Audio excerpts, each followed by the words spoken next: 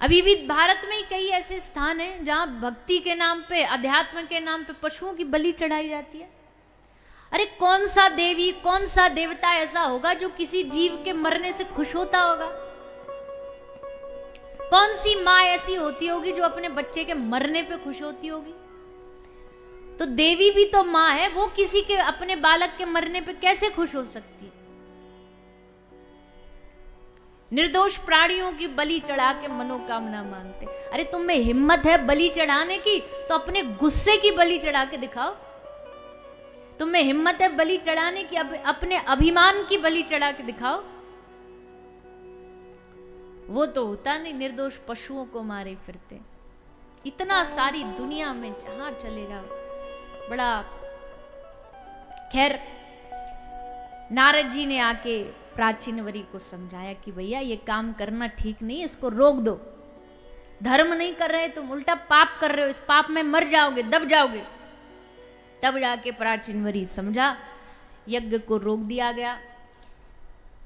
अब श्री सुखदेव जी महाराज सुना रहे आगे के प्रसंग में, कथा बड़ी प्यारी है श्री भरत जी महाराज की। कौन भरत जी? जिनके नाम से हमारे देश का नाम पड़ा भारत। भरत जी कौन थे, किस वंश में जन्म हुआ? सुखदेव जी सुना रहे हैं कि महाराज प्रियव्रत के वंश में अनेकानेक राजा हुए। महाराज ऋषभदेव हुए, नाभि हुए। इसी वंश में श्री भरत जी महाराज हुए। ऋषभदेव भगवान के 100 पुत्र थे, 100 बालक थे, उनमें पहला सबसे बड़े पुत्र श्री भरत जी थे। बड़े हैं, समझदार हैं, ज्ञानी हैं। राजा बना दिया गया उनको, देश के राजा बन गए। और राजा भी इतने बढ़िया बने, इतना बढ़िया शासन किया कि प्रजा ने अपने देश का नाम ही बदल दिया उनके नाम पर। पहले भारत का नाम, इस भूमि खंड का नाम अजनाव खंड हुआ करता था, पर भरत जी के नाम से इतने प्रसन्न हुए लोग कि इस देश का नाम भारत रख दिया। भारत के राजा भरत जी। अब देखो, सोचो आप, एक शहर का राजा होता तो उसके पास कितना धन होता है। एक राज्य का राजा होगा, उसके पास कितना धन होगा। भरत जी सारे भूखंड के राजा, इतना सब कुछ था उनके पास, पर बस एक दिन मन में वैराग जाग गया। सब फीका लगने लगा। बोले ये सब क्या है? ये दुनियादारी संभालता रहूंगा क्या जीवन भर? भजन नहीं करूंगा? बस सोचा और घर छोड़ करके, त्याग करके चल पड़े। एक छोटी सी कुटिया बना ली। नेपाल में एक नदी बहती है, गंडिका नदी। उस नदी के किनारे पर एक छोटी सी झोपड़ी बना करके श्री भरत जी महाराज निवास करने लगे। त्याग दिया राज्य, मोह बचा नहीं।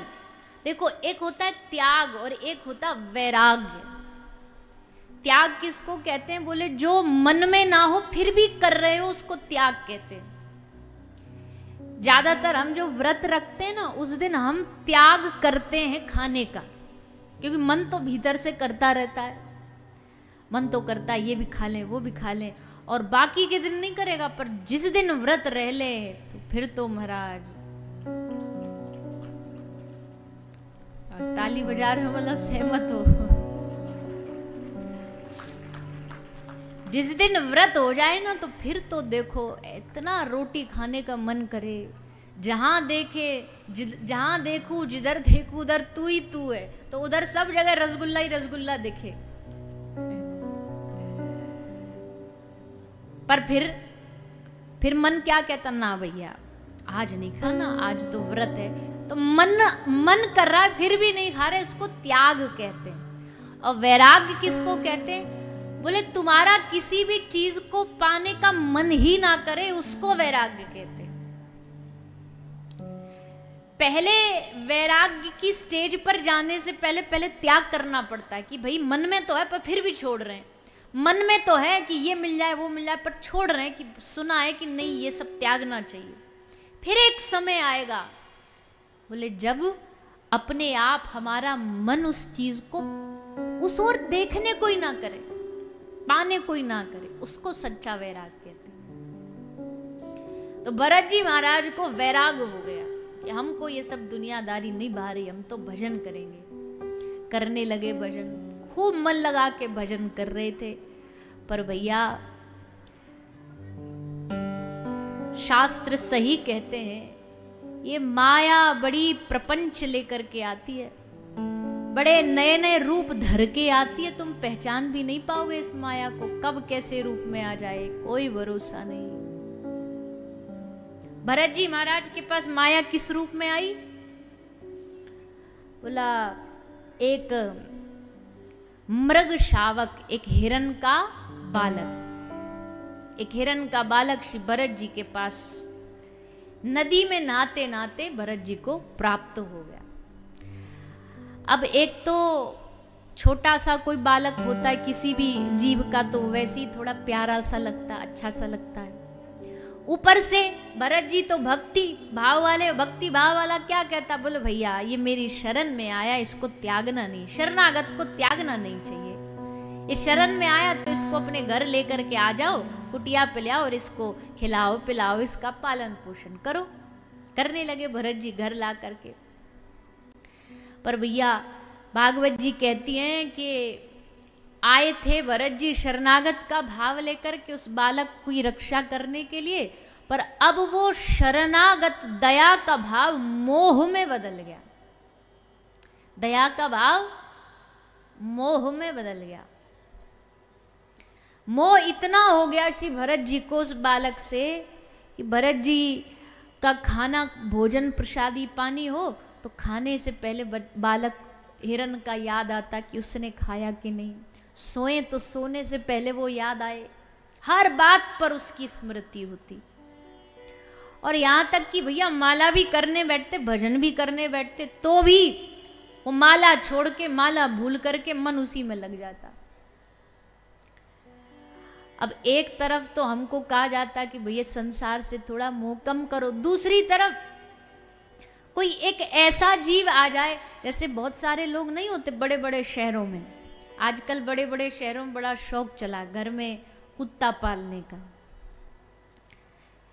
अब पाल रहे हैं सो पाल रहे हैं, चलो वो तो ठीक है, पर पालने के संग संग और क्या क्या कर्म करते हैं। बोले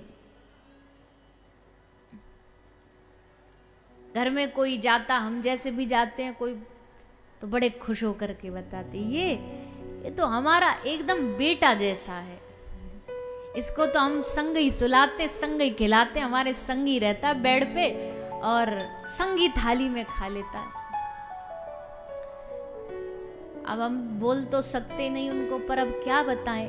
बोले ये तुम्हारा बेटा है, अब कुत्ते का बाप कौन? अब बोल दें तो बुरा मान जाएंगे, पर क्या करें। बोल वहां तो नहीं सकते, पर यहां तो सकते ना व्यासपीठ पे कि भैया क्या क्या तुमने खेल मचा रखा है। अब फिर हमसे क्या बोलेंगे? बोले तुम खुद ही तो वैसे करते हो कि जीव दया पशुओं पर दया, और फिर जब हम कर रहे हैं तो तुमको बुरा लग रहा है। मतलब भाई ये जीव दया ये नहीं होती कि तुम्हारा जो घर का कुत्ता उसको तो तुम हाथों पर रखे घूम रहे हो और भैया इसके लिए तुम ये कर देंगे, इसके लिए तो वो कर देंगे, और सड़क पर एक कुत्ता भूखा मर रहा है, तुम उसको एक रोटी नहीं दे सकते, और तुम जीव दया की बात करते हो, तुम पशु रक्षा की बात करते हो। काहे के रक्षक हो तुम, काहे के सेवक हो तुम? तो अब कौन समझाए? गौ माता तो सड़कों पे घूम रही है, और शहरों में कुत्ते जो हैं वो गाड़ियों में बैठ करके आराम से मौज लेते घूम रहे। अब ये नहीं कह रहे कि उनकी सेवा मत करो, खूब करो। हमारे अस्पताल में सिर्फ गायें नहीं रहती, बहुत सारे कुत्ते रहते हैं, बहुत सारी बिल्लियां रहती हैं, बहुत सारे खरगोश रहते हैं, सब रहते हैं, सबकी सेवा होती है। लेकिन भैया सम्मान भी तो एक चीज है ना। अब गौ माता की जगह कोई और जीव नहीं ले सकता, चाहे कितना भी कुछ कर लो आप, क्योंकि वो सब देवी देवताओं का जिनमें निवास होगा, साक्षात भगवान भी जिनके आगे पीछे घूमते होंगे।